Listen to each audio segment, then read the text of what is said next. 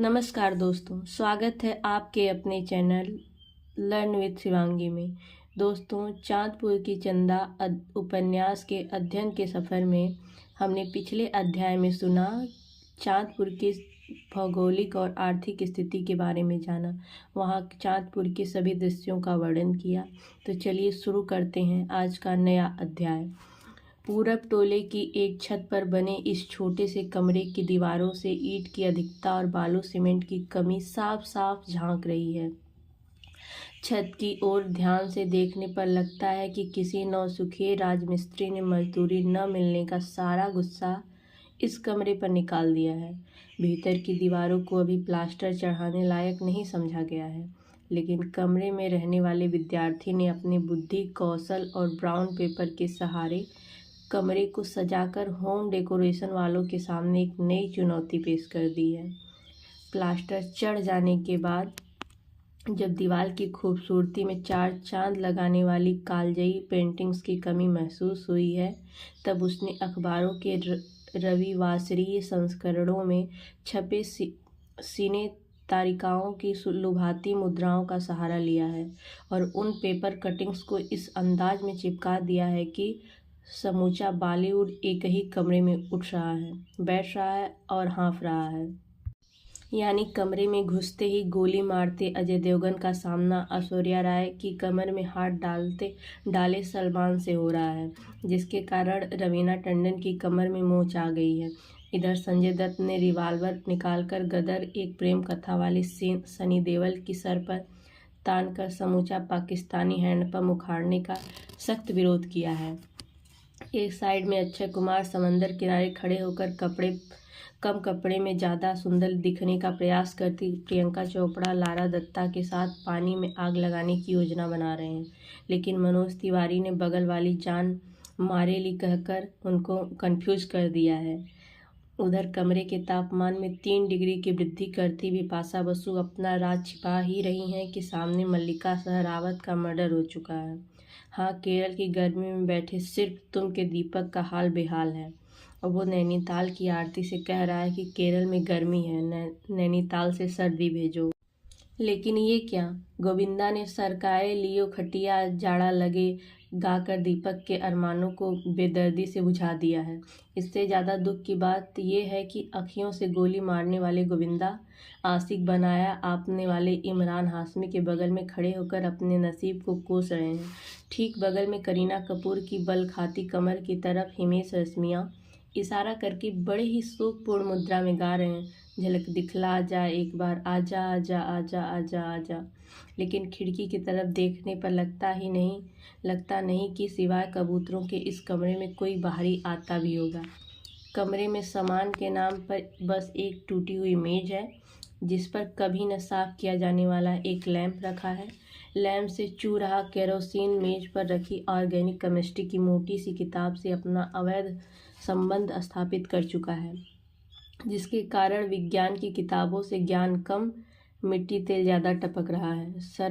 सरस सलील मनोहर कहानियाँ, फिल्मी कैसेटों के फटे रैपर और आशिकों की शायरी ये सब बता रहे हैं कि कैमरे में रहने वाले विद्यार्थी विज्ञान और मनोविज्ञान में समान रुचि रखता है। उसकी रुचि के आतंक से इन किताबों के नीचे ढेर सारे मच्छरों के प्राण पखेरु उड़ गए हैं, जो अंतिम संस्कार होने का बेसब्री से इंतजार कर रहे हैं।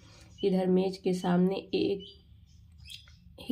टूटी हुई खटिया है, जिसका आखिरी हिस्से का ओरचन देसी जुगाड़ के सहारे बांध कर रोका गया है, ताकि कोई झटके में बैठे तो खटिए पर बैठा ही रहे, जमीन पर न बैठ जाए। यही खटिया इस कमरे का बेड और सोफा है, जिस पर फटी साड़ी और पुराने बिछौने के मेल से बना एक नया बिछौना बिछाया गया है। इसी देसी तकनीकी से बनी एक रजाई भी है, जिसे कंबल के ऊपर सटाकर इस कमरे में रहने वाला विद्यार्थी सोता है। हाँ, खटिया के ठीक ऊपर 2 दीवारों को जोड़ता हुआ एक बिजली का केबल भी है, जो बिजली के लिए नहीं बल्कि कपड़ा टांगने के लिए प्रयोग में लाया जाता है। दाहिनी ओर की दीवार में एक अलमारी है, जिसमें फिल्मी ऑडियो कैसेटों के आधे दर्जन कुतुब मीनार खड़े हैं। अभी धड़कन, दिलवाले, मोहब्बतें, हसीना मान जाएगी, बेवफा सनम से लेकर सिर्फ तुम, साजन चले ससुराल, बगल वाली, सामने वाली, ऊपर वाली के पैर रैपर छितराए हुए हैं, कुछ कैसेटों की रीलें उलझी हैं, तो कुछ लिखो फेंको पेन से सुलझाने के चक्कर में टूट गई हैं। इसके ठीक बगल में एक ऑडियो प्लेयर है जो यूं तो दक्षिण टोला के सुखारी डॉक्टर को दहेज में मिला था, लेकिन डॉक्टराई ने डॉक्टर साहब को न जाने कौन सा डोज दिया कि एक दिन टूटकर धराशायी हो गया। फिर दूसरे दिन कबाड़ी की दुकान से मैकेनिक की दुकान तक बनते बिगड़ते बिकते इस कमरे में आकर विराजमान हो गया। ऑडियो प्लेयर के आगे का हिस्सा छोड़कर सारे कलपुर्जे खुले हैं। बेतरतीब तरीके से जोड़े गए तारों को देखकर लगता है कि इस यंत्र को ठीक करने में क्षेत्र के सारे मिस्त्रियों ने थोड़ा थोड़ा मंत्र फूका है, लेकिन फूकन की दुकान पर टेस्टिंग के दौरान समूचा सिस्टम ही फूका गया है। फिर भी विद्यार्थी ने हार न मानते हुए इसको बजने लायक बनाकर अपने हुनर का लोहा मनवा दिया है। यही कारण है कि इतनी मेहनत और उद्यम से पैदा हो रहे संगीत को अकेले न सुनकर समूचे चांदपुर को सुनाने का फैसला किया गया है, और इसके लिए 2 साउंड बक्सों को छत पर लगा दिया गया है। जैसे ही सुबह बिजली आती है, पहले हनुमान चालीसा सुनाई देता है और फिर कुछ भोजपुरी देवी गीत बजते हैं। इसके ठीक बाद विविध भारती को पानी पानी करता सदाबहार फिल्मी गीतों का ऐसा कारवां उठता है जो बिजली जाने कमरे में रहने वाले विद्यार्थी के सो जाने या कहीं चले जाने के बाद ही बंद होता है। लेकिन इधर कई दिनों से चांदपुर उदास है। बिजली भी नहीं आई है और 1 हफ्ते से धूप भी तो नहीं हुई थी। जाड़ा कुछ ज़्यादा ही बढ़ गया है। आदमी तो आदमी, चांदपुर के पेड़ पौधे, चिड़ई चंगुर एक सिकुड़ रहे हैं। लेकिन आज भगवान भास्कर की बड़ी कृपा हुई। सुबह का सूरज आसमान में कुहासे को चीरता हुआ निकलने की जद्दोजहद कर रहा है, जिसे देखकर छोटे बच्चे चिल्ला रहे हैं, राम राम जी, घाम करऊ सुगवा सलाम करऊ। बूढ़े अलाव तापना छोड़कर आसमान की तरफ निहार रहे हैं। हे प्रभु, अब तो निकल आइए। अचानक धूप का एक टुकड़ा धरती पर दस्तक देता है। आंखों में बैठा कुहासा छटने लगता है। सहसा पछुआं चलती है। सरसों की पीली चुनरी ओढ़े खेत इठलाते हैं। मटर के फूलों पर शीत की बूंदें मोतियों की तरह चमकती हैं, और देखते ही देखते इस कुहासे और धूप की लड़ाई में एक नर्म धूप का टुकड़ा इस विद्यार्थी के कमरे में आकर उसे चौंका देता है, मानो कान में कह रहा हो कि अब तो उठ जाओ। लेकिन ये क्या, 9 बजने को है और विद्यार्थी अभी तक सो रहा है। अचानक कमरे के ठीक नीचे राकेश ने साइकिल की घंटी बजाई, मानो उसने गुप्त भाषा में किसी से कोई बात कही हो। लेकिन इस भाषा का किसी पर कोई असर नहीं हुआ। फिर लगातार 3 बार घंटी बजी, लेकिन इस बार भी जवाबी कार्रवाई शून्य रही। बार बार घंटी बजने के बाद भी जब कहीं कोई असर नहीं हुआ, तो तब राकेश ने घंटी की आवाज़ और स्पीड दोनों में वृद्धि कर दी और कई मिनट लगातार इस लय में बजाया मानो सत्यनारायण भगवान की कथा अब शुरू होने जा रही हो। लेकिन इस लयात्मक कथा का न किसी देवता पर असर हुआ, न किसी जानवर पर, और न ही किसी पेड़ पौधे पर। अचानक राकेश का धैर्य टूट गया और वो पूरे जोर से चिल्लाया, मंटुआ रे, ए मंटुआ, अरे उठ रे, पिंकिया गई, स्कूल चलना है कि नहीं? 9 बज गया रे बेहुदा, आज तुमको मनोहर मास्टर बुलाए हैं। लेकिन ये क्या, इस पुकार का पर भी कोई प्रतिक्रिया नहीं हुई। राकेश का सारा धैर्य टूट गया। उसने मान लिया कि सोते हुए आदमी को उठाना बहुत आसान काम है, लेकिन सोने का नाटक करने वाले को उठाना वाकई कठिन काम है। अगर भगवान इस लौंडे को हमेशा के लिए उठा देते तो ज़्यादा अच्छा रहता। उसकी झल्लाहट बढ़ने लगी। उसने साइकिल को दीवार के सहारे खड़ा किया और छत पर जाने के लिए तेज़ी से कदम बढ़ाने लगा। लेकिन जैसे ही सीढ़ी पर उसका पहला कदम पड़ा कि सामने से आ रही एक तेज आवाज़ से उसके कदम ठिठक गए। अरे राकेशवा, रुक, जानते नहीं हो कि लाट साहब 10 बजे तक सोते हैं? तुमसे कुछ छिपा है कि आकर चिल्ला रहे हो? अपना काम देखो। इसको जो पढ़ना है ये पढ़ चुका है। हम इसका भविष्य जान गए हैं। रे रात भर फिल्मी गाना सुनेगा, 10 बजे सुबह उठेगा, फिर एक थरिया खाकर बबरी झाड़ कर रेडियो लेकर सरयू में नाव चलाएगा। अरे ददरी मेला में बैल बेचकर इसके लिए साइकिल खरीदे कि पढ़कर एक दिन आदमी बन जाएगा। लेकिन इस बैल ने सारा पैसा माटी में मिला दिया। अब तो हम कान पकड़ लिए, सारा सिनेमा का कैसेट तोड़कर सरयू जी में नहीं बहा दिए तो हमारा नाम रमेश्वर नहीं। इस डांट के बाद सीढ़ी चढ़ रहे राकेश के पैर सुन्न हो गए। वो यंत्रवत खड़ा हो गया, मानो चाहकर भी पैर आगे न बढ़ रहे हों। उसने नजरें नीची कर ली और पीठ पर टंगा झोला झाड़ने लगा। तब तक फिर आवाज़ आई, सुन राकेशवा, तुमको फिर समझा रहे हैं, इसके पीछे अपना जीवन बर्बाद मत कर। पूरब टोला से लेकर पश्चिम टोला और उत्तर टोला से लेकर दक्षिण टोला तक कौन लड़का है जो 10 बजे तक सोता है? इसी के साथ पढ़े जोगिंदर चौधरी के लड़के बीटेक की तैयारी कर रहे हैं और ई ससुर 3 साल से इंटर में फेल हो रहे हैं। तुमको भी फेल होना है क्या? इस प्रश्न के बाद तो राकेश को मानो सांप सूंघ गया। उसकी बोलती बंद हो गई। अचानक से एक लड़की की आवाज़ आई, बाबूजी, वो बीटेक्स नहीं, बीटेक कहा जाता है। बीटेक्स तो मलहम होता है। इतना सुनकर बाबूजी भड़क गए। तुम चुप रहो, ज़्यादा अकेला फुआ न बनो, जाकर मेरा कुर्ता लाओ। इस बात के बाद लड़की चुप हो गई। सीढ़ी पर खड़ा राकेश भी सहम गया। इधर चूल्हे पर लड़की की माँ रमावती खाना बना रही है और थाली में खाना परोसती जा रही है। तेज आवाज़ में बोलने वाले रमेश्वर को आज कचहरी जाना है, लेकिन मंटू के कारण गुस्सा है, जो जाने का नाम नहीं ले रहा है। अचानक रामावती की तरफ देखते हुए रमेश्वर बोले, देख ले, राजा बाबू राम राम के बेरा मूड खराब कर दिए। बैठकर रोटी बेल हो गया कचहरी और खोज लिए दामाद।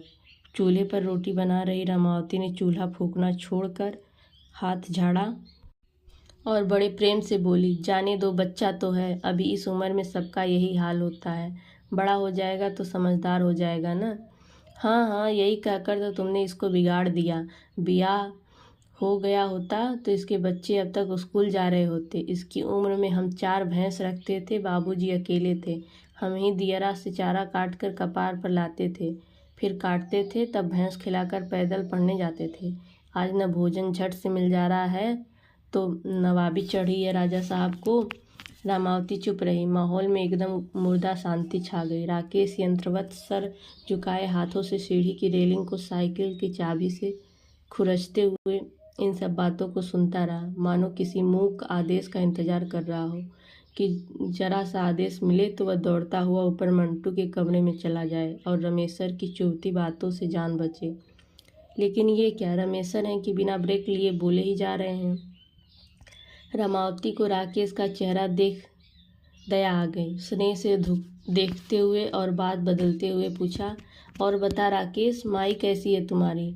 राकेश ने लाचार दृष्टि बनाई और रमेश्वर की गुस्सैल आंख से नजरें बचाकर कहा, एकदम ठीक है मौसी। गठिया ठीक हुआ? पहले से ठीक है मौसी, कल ही बलिया अस्पताल से दवाई लेकर लौटी हैं। डॉक्टर ने कहा है कि हमेशा के लिए तो नहीं, लेकिन चलने फिरने भर की हो जाएंगी। इस जवाब के बाद खाना खा रहे रमेश्वर की आवाज़ फिर तेज हो गई। सीढ़ी पर खड़े राकेश की तरफ देखा और बोलने लगे, ए राधे श्याम का बेटा, पढ़ो लिखो नालायक, वरना अपने बाप की तरह चांदपुर घाट पर नाव चलानी पड़ेगी और माई किसी दिन गठिया से मर जाएगी। लीजिए हुआ बवाल। रामावती को रमेश्वर की इस बात पर इतना तेज गुस्सा आ गया कि चिमटा फेंक कर और रोटी सेकना छोड़कर गरजने लगी। ये अपशकुन मुंह से निकालते हुए लाज नहीं लगी का? ज़्यादा गर्मी चढ़ गई है सुबह सुबह? कौन सा पढ़कर हाई कोर्ट में जजी कर रहे हो? ईंट भट्ठा की मुनीमी ही तो कर रहे हो। बाप गोबर पाथते हुए मर गए, तुम ईंटा पाथ कर मर रहे हो। अब एक शब्द बोल दिए तो बता देंगे। लीजिए। एक झटके में रामावती की इस मिसाइल के आगे रमेश्वर ध्वस्त हो गए। आंगन का माहौल एकदम शांत हो गया, मानो बंदूक लेकर लड़ रहे किसी बड़े बंदूकबाज को किसी गुलेल वाले ने चित्त कर दिया हो। रमेश्वर खाना छोड़कर उठ गए। ठीक है, हम तो चुप ही रहेंगे, अब जा रहे हैं, जिसको जो मन करना हो करे। ये घर रहने लायक है क्या? सब मन के राजा हो गए हैं। जहाँ एक से अधिक लोग मालिक हो जाएं, वह घर कभी घर नहीं रहता। राकेश अभी भी खड़ा रहा। वो निरुद्देश आसमान में ताकता रहा। रमावती ने रोटी तवे पर रखकर उसकी तरफ प्यार से देखा और भरपूर स्नेह भरी नज़रों से दुलारते हुए कहा, जाओ बेटा, राकेश मंटू को उठा दो, जाओ, इनकी बात पर ध्यान नहीं दिया जाता, ये तो ऐसे ही बड़बड़ाते रहते हैं। तब तक किसी ने दरवाजे पर दस्तक दी। कोई है? मुनीम जी। ए रमेश्वर जी, आ रहे हैं, बैठिए। रमेश्वर ने उत्तर में आवाज़ लगाई और आंगन में गड़े हैंडपंप पर हाथ धोते हुए कहा, ए गुड़िया, ठाकुर को पानी पिलाओ, लग रहा है कि कोई समाचार आया है। गुड़िया मीठा पानी लेने चली गई। रमेश्वर गमछा कंधे पर रखे और दलान में चले गए। इधर सीढ़ी पर खड़े राकेश के जान में जान आ गई। एक ठंडी सांस लेकर सीढ़ी चढ़ता गया और सोचता गया कि हे भगवान, जान बची तो लाखों पाए, इस मंटुआ कमीने को तो आज छोड़ना नहीं है। इसी ख्याल से कमरे में घुसते ही सबसे पहले उसने मंटू की रजाई खींची, फिर बेडशीट हटाया, तकिया फेंक दिया और मंटू की पीठ पर जोर का मुक्का जमाते हुए कहा, अरे कमीना, 4 लाठी देंगे अभी, 1 मिनट में सारी आस्की भीतर घुस जाएगी, फिर सोते रहना 13 बजे तक। पता है ना मौसा कितना बोले हमको, बंदूक होता तो अब तक सारा चांदपुर दियरा धुआं धुआं हो गया होता। लेकिन ये क्या, इन बातों का मंटू पर कोई खास असर नहीं हुआ। बस इतना ही हुआ कि उसने हाथ पैर मोड़कर एक कुंभकर्णी जम्हाई ली और फिर आंखें बंद करके सो गया। ये देखकर राकेश का बचा खुचा धैर्य भी टूटने लगा। वो याचना की मुद्रा में आ गया और मंटुआ, उठ भाई, अरे मंटुआ उठ भाई, बक यार, सोने दे, काहे नहीं उठ रहे हो, 9:30 बज रहे, स्कूल नहीं चलना क्या? नहीं जाना। गुस्से में राकेश ने रजाई फेंक दी। मत जाओ साले, पिंकिया जा रही है, आज परीक्षा का डेट आने वाला है, सोचा कि बता दे तुमसे, लेकिन आज हम कान पकड़ रहे हैं। आज के बाद पिंकिया जाए या पुनमी आए, क्लास चले या बंद रहे, हम अब तुमको कभी जगाने नहीं आएंगे, न कभी तुम्हारे घर आएंगे, कसम खा रहे हैं। राकेश इतना कहकर अलमारी में रखे कैसेटों का औचक निरीक्षण करने लगा। अचानक कमरे में लगे 2-4 पोस्टरों को देखकर उसके मिजाज में नरमी आ गई। ठीक है, सो जाओ, हम ये मोहब्बते वाला लेकर जा रहे हैं। धड़कन का तुम हमारा लिए हो, याद रखना। एक मेरा बेवफा सनम वाला प्रदीपवा लेकर चला गया है, कह रहा था कि सुखरिया की साली को सुनाना है। साली ने उसका दिल तोड़ दिया है। साला अपना दिल और मेरे कैसेट का रील दोनों तोड़वा लाया है, मिल जाए जरा उसकी भी आस्की भीतर घुसानी है। इतना कहकर राकेश कमरे से निकलने लगा, मानो अब भैंस के आगे बिन बजाने से क्या फ़ायदा। जाते जाते थक हार कर एक रामबाण दवाई का प्रयोग कर दिया। सो बेटा सो, पिंकी आज ददरी मेला वाला पियरका सुटवा पहनकर जा रही है। ये सुनते ही मंटू में एक ऐसी अदृश्य शक्ति का विस्फोट हुआ जिसका जिक्र प्रेम के किसी शास्त्र में नहीं किया गया है। उसकी आंखें खुल गईं, खोई हुई चेतना वापस आ गई, मानो प्यासे जेठ को सावन ने आवाज़ दे दी हो। उसने अपने बिखरे बालों को ठीक किया और एक दिलकश जम्हाई लेकर बड़े प्रेम से राकेश की तरफ देखकर बालों में उंगलियां फेराते हुए बोला, सही में पिंकिया जा रही है? नहीं नहीं, कहाँ जा रही है, वो तो हम झूठ बोलने की प्रैक्टिस करने आए थे ना। मंटू इस व्यंग बाण से चुप हो गया। राकेश ने मफलर संभालते हुए प्रेम से कहा, यार अपने मौसा को समझाते क्यों नहीं हो? साला बोलने लगते हैं तो झांझा मेल की तरह रुकने का नाम ही नहीं लेते हैं। मंटू ने राकेश की शिकायतों को नज़रअंदाज करके एक जोर की अंगड़ाई ली और तकिया गोद में भर के राकेश की तरफ देखने लगा। अरे यार राकेश, मौसा को गोली मारो, पता है हम साला बड़ा खतरनाक सपना देख रहे थे यार। जानते हो, देख रहे थे कि मेरी साइकिल पिंकी की साइकिल से टकरा गई है और हम दोनों सरसों के खेत में गिर गए हैं। रे चिरकुट आदमी, ज़्यादा शाहरुख खान मत बनो, पहले साइकिल का पंचर तो बनवा लो, तब ना साइकिल लड़ाओगे। राकेश की शिकायत का मंटू पर कोई असर नहीं हो रहा था। उसने बाहों को हवा में फैलाकर जमाई ली और फिर पूछा, ए राकेश, सही में पिंकिया जा रही है कि दीपावली की तरह तुम मुझसे आज भी मजाक कर रहे हो? राकेश को गुस्सा आ गया। ठीक है, हम मजाक कर रहे हैं, तुम सो जाओ आराम से, हम जा रहे हैं। राकेश की इस बात को मंटू की मनोदशा में क्रांतिकारी परिवर्तन आया। अरे तब 5 मिनट रुक मेरे भाई, 5 मिनट बस भाई ना। मंटू ने झट से याचना की मुद्रा बना ली। राकेश तटस्थ भाव से खड़ा रह गया। भाई ने बस 5 मिनट। मंटू ने फिर वही याचना दोहराई। राकेश कपार पर हाथ रख के खटिया पर बैठ गया।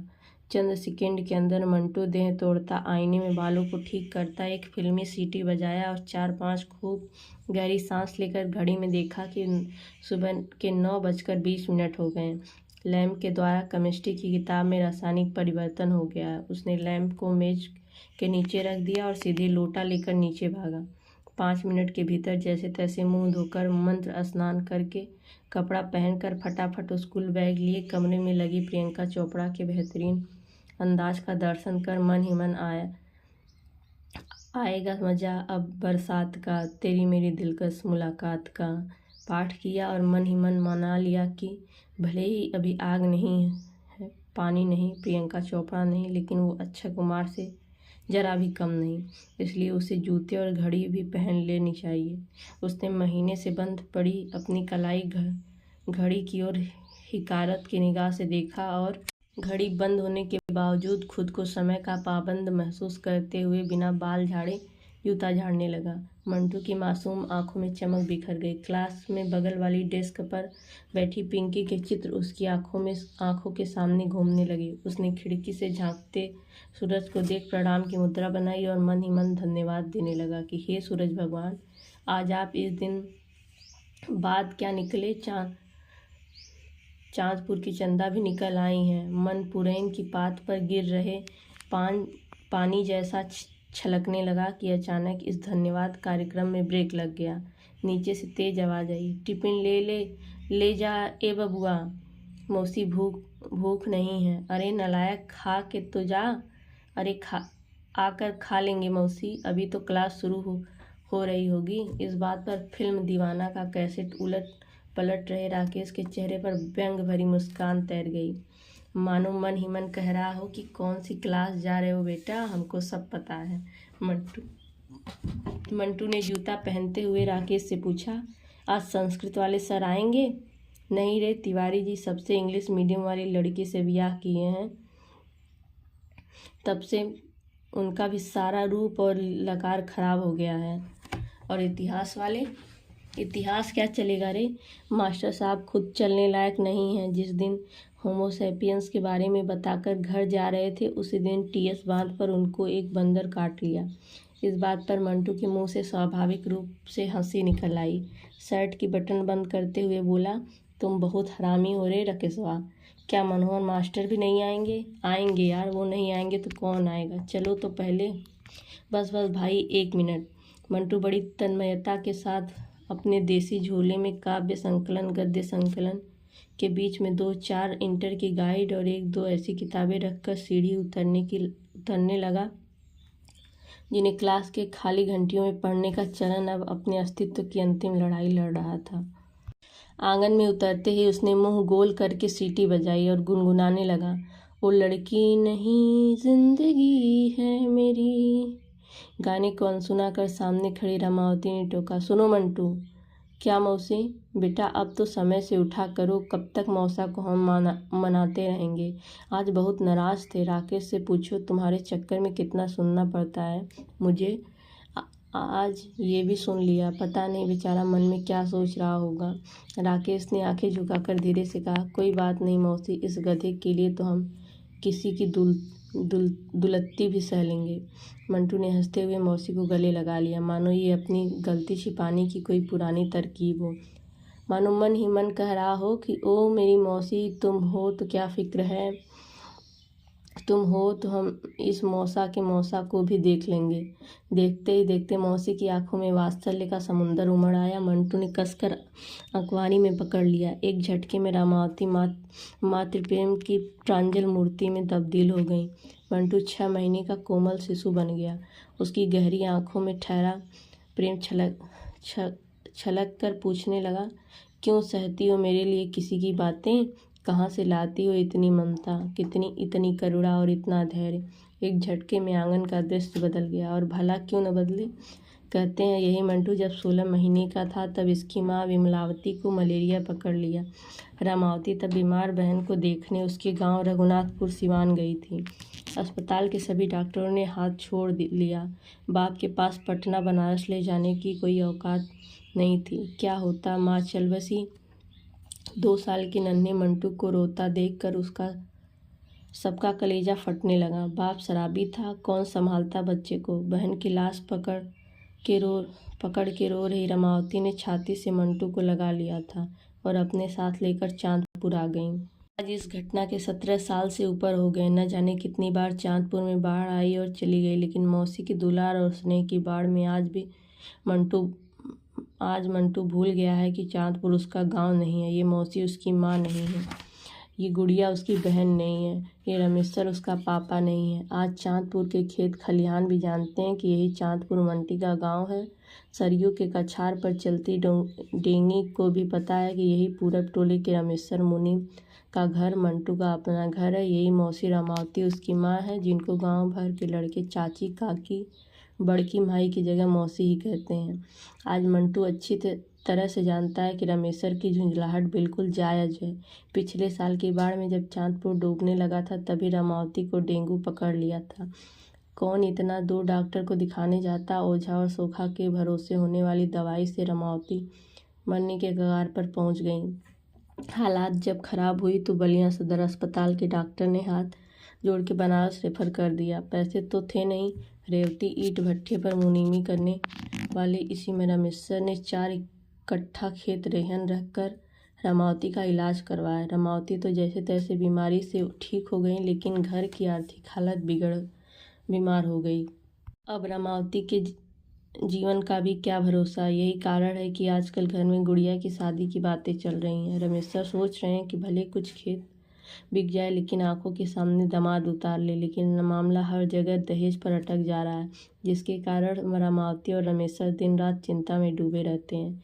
इधर दिन भर किसी चिड़िया जैसी चहचहाने वाली गुड़िया ने भी अब बाहर आना जाना बंद कर दिया है। गांव की सखियां कहती हैं कि कभी बाहर भी निकल लिया करो, लेकिन गुड़िया पिंजरे में रखे किसी मैनी चिड़िया से चुप लगाए रहती है। इसके बावजूद रमावती ने कभी अपना ये दर्द, ये चिंता मंटू के सामने जाहिर नहीं किया, न ही आज तक किसी चीज़ की कमी महसूस होने दी। मंटू ने जो भी कहा, मौसी ने झट से हाजिर कर दिया। रमावती मंटू के कुर्ते की कॉलर ठीक करते हुए बोली, बाल तो झाड़ ले ठीक से। मौसी के प्रति मंटू का प्रेम देखकर राकेश से रहा न गया। उसने पिन मारते हुए कहा, ए मंटू, मौसा को भी गले लगा ले एक बार। मौसी हंस पड़ी। गुड़िया ने हंसी छिपाते हुए कहा, वो तो इसका सारा भूत भगा देंगे। राकेश और मंटू हंसते हुए घर के जनानी दरवाजे से बाहर आ गए।